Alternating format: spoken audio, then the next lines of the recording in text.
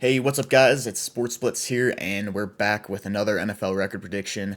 Today, we've got the Buffalo Bills. So before we get into it, make sure to smash that like button and subscribe. And starting off, going to go ahead and do a deep dive on their depth chart. Right off the bat, you've got Josh Allen. I mean, top three quarterback in the league. A lot of people would say top two. I kind of float back around between having uh, Josh Allen, Lamar Jackson, and Joe Burrow.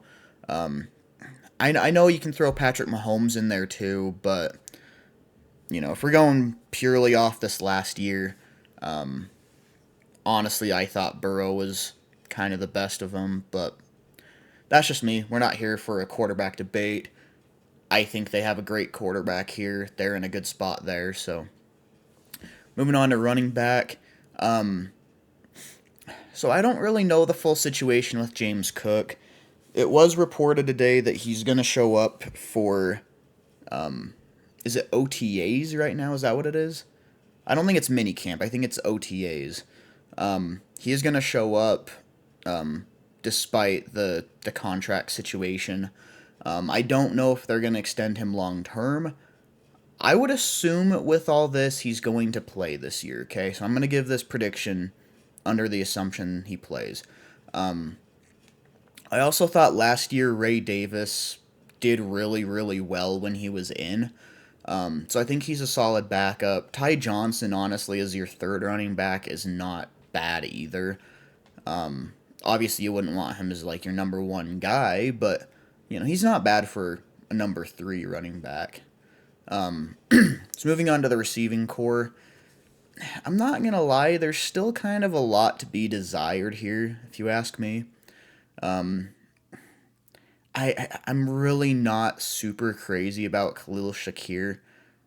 I feel like on most teams he would be a wide receiver two, some even like a wide receiver three if he was on like the Eagles or the Bengals or even the Dolphins, like teams that already have a really good wide receiver too. He'd probably be wide receiver three there.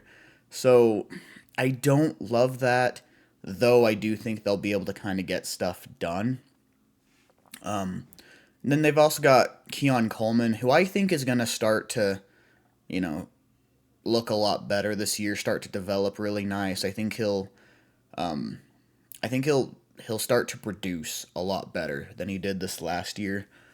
I think a lot of people are kind of calling it quits on him already, and it's too early. So I think Coleman will look a lot better. They've got Josh Palmer as well. Not too crazy about him either, though. Again, like as a wide receiver three, you could have worse. You really could. And honestly, like their depth behind them, I think is pretty solid. Having Elijah Moore, Curtis Samuel, and Laviska Shenault. And honestly, I still think KJ Hamler has a little bit of something. I'm not going to say he's going to be like a great wide receiver, but I think he's got a little juice to him. So I like the depth there. I think if one of these main guys went down, they'll be able to have one of these other guys fill in and not really miss much of a beat on offense. But yeah, I don't know. In terms of like a wide receiver one, I don't particularly love Khalil Shakir. If they still had like a star guy like they did with Diggs a couple years ago, and Shakir was number two, I would feel a lot better about that group. In terms of like tight ends, really Dalton Kincaid's gonna be the main guy. Like him, I know Dawson Knox will still play at a decent level, but Dalton Kincaid's gonna be the main guy. I like him. I don't know if he's gonna finally become like a top 10 tight end or anything. But I do think he's going to produce at a relatively decent level. So I'm not like super worried about the offense. There's just a couple places there that I think could be better. Um, they're one of the few teams that does have a fullback, Reggie Gilliam. I don't really know too much about him. Um, I mean, there's really not a whole lot of fullbacks in the league in general anymore, so it's kind of hard to really know. Um, so then moving over to the offensive line, Dion Dawkins still plays at a high level. He has been for a while. I think they're fine there. Line, or I almost said linebacker. No, left guard, David Edwards. He still plays at a decent level too. Connor McGovern's solid. Osiris Torrance is solid. Spencer Brown is good too. Like, no real like worries there. Um, I did also, like them bringing in Cedric Van Pran. Um, so just in case like there's an injury on the interior O line, Van Pran can fill in. So I do feel good about the O line. I think they'll be fine there. Moving over to the defense, their front seven, they've got Greg Rousseau, and then they brought in Joey Bosa. He is already injured, and I mean, that doesn't really make anybody feel good about that considering his injury history. It's like, is he even going to be on the field at all? Is he ever going to make a difference there? I don't know. I don't know. I don't know the deal with Joey Bosa. If he does, if he does end up getting healthy and plays the entire year, I think he'll make a solid impact. I do. But otherwise, you kind of got to assume, well, AJ Epinesa right there. I mean, I don't think Epinesa is bad, but he's just not fantastic. Greg Rousseau's really good, though. I think he's going to continue to, just keep on getting better and better. So I think they're fine over there. As far as D tackles go, Ed Oliver, I think he's one of the more underrated D tackles in the league. I really do. I think a lot of people kind of disrespect him, and I think he's better than a lot of people give him credit for. I really do. I've also got Daquan Jones, who, I mean, he's serviceable. I think he's going to be a guy that, if he gets injured, or else one of these two young guys in Deion Walker and TJ Sanders, if one of them end up, you know, showing out, they're going to end up taking Daquan Jones' spot. But again, even if not, Jones is serviceable. He's not going to be like the main reason why you lose any of your games. Going over to the linebackers, I think they have a really good group of linebackers here. I still think Matt Milano is top 10. I don't know if I'd go to top 5, but, close to that range for, linebacker in the league. So really good there. They also have Terrell Bernard. I think he's pretty solid. They also signed Shaq Thompson today, who I think is going to, make a big impact for them. I think that helps quite a bit. They have Dorian Williams, who, is another really solid strong side linebacker. Or Sam linebacker, as it's referred to. So yeah, I feel good about their linebackers. I think that's a good group. Secondary, they drafted Maxwell Hairston. And I think that was a good draft pick. I really do. Personally, given like the spot of everything, I still think Will Johnson's the best corner not in the league, that was in the draft. Even with the injury concerns he had. But that said, I don't think Maxwell Hairston was a bad pick. I think, his personality and his heart and everything, it's going to go well in Buffalo. Buffalo fans are gonna end up really liking this kid, and he's gonna play well. He's really gonna play well there. So I wouldn't worry too much about that. We've also got Christian Benford, who I've seen a lot of people kind of mixed on him. I've seen a lot of people saying no, he's trash, he's not very good, and I've seen a lot of people saying, oh no, he's like top 10. I'm kind of right in the middle. All right, I think he's, if you rank him, with the other corners in the league, I'd probably put him in that like 16 to 18 range. I don't think he's bad, but I'm not going to say he's top 10. I think there's plenty of other really, really good corners that I'd put above him. But again, with him being 16 to 18 range for me, he's not going to be a liability in coverage. I just also don't think he's an absolute superstar either. And they do also have Tre'Davious White as well. They brought him back. They also brought Dane Jackson back. I know he was pretty decent with Buffalo, but he was absolutely atrocious with Carolina. So it kind of depends on what version of Dane Jackson you're going to get.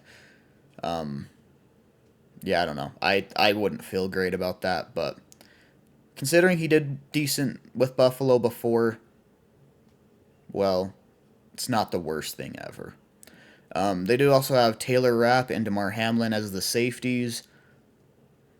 I don't think there's really anything like special there, but I wouldn't consider it bad either. I think that's a solid secondary.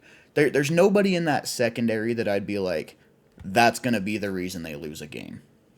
You know, or they're gonna be a liability sort of thing. I think that's a fine secondary, a very stout defense altogether. No like super obvious holes.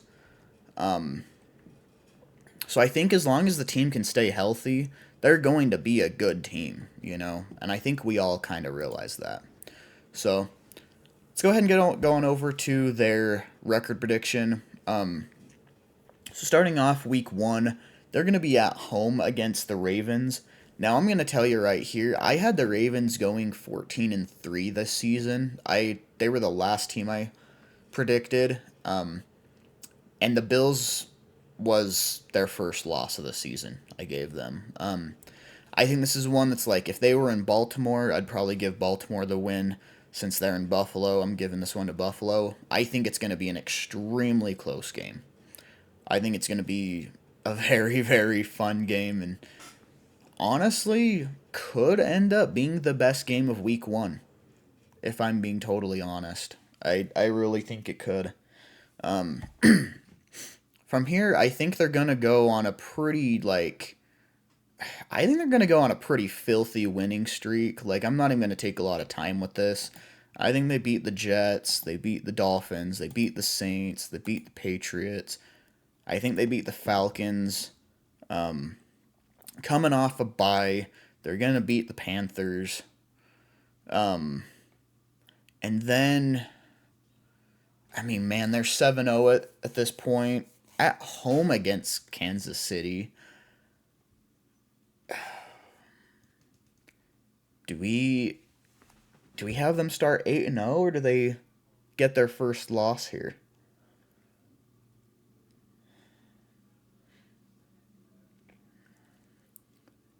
You know what? I don't entirely love what Kansas City did this offseason. I think they had a fine draft, but other than that, I don't think they really did all that much this offseason. I'm going to give this one to Buffalo. I'm going to give it to Buffalo. I do think they're going to end up losing one to the Dolphins, though. Okay? I'm going to have them lose in Miami. It'll be a close one. Now, I wanna specify here, too. I would not be shocked if Buffalo ends up sweeping Miami, okay?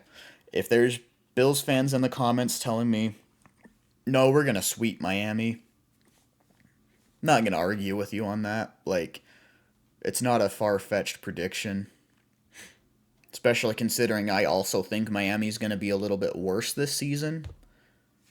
I just think divisional games are hard to predict. Either way. Then playing Tampa, that's gonna be a fun game. I think Tampa's gonna be good this season. I think Baker is an extremely underrated and disrespected quarterback right now. I really like the roster they've got going. I think the only real question is like, are they gonna continue to look good with another new OC, or are they gonna take a step back? I think I'm gonna give this one to Buffalo, though. If it was in Tampa, I'd probably end up giving it to Tampa here. Then they're gonna be playing the Houston Texans in Houston on Thursday Night Football. I'm gonna go ahead and give this one to Houston. We'll say Houston wins that one. And then I'm going to say they beat Pittsburgh. And then Joe Burrow against Josh Allen. That's going to be a fun one. I think that's going to be kind of one that, like, we're going to see the Bengals kind of start to return to, like, that 2021 form where their offense is just absolutely unstoppable and their defense plays well enough to not blow games. So I'm going to go ahead and give this one to Cincinnati. But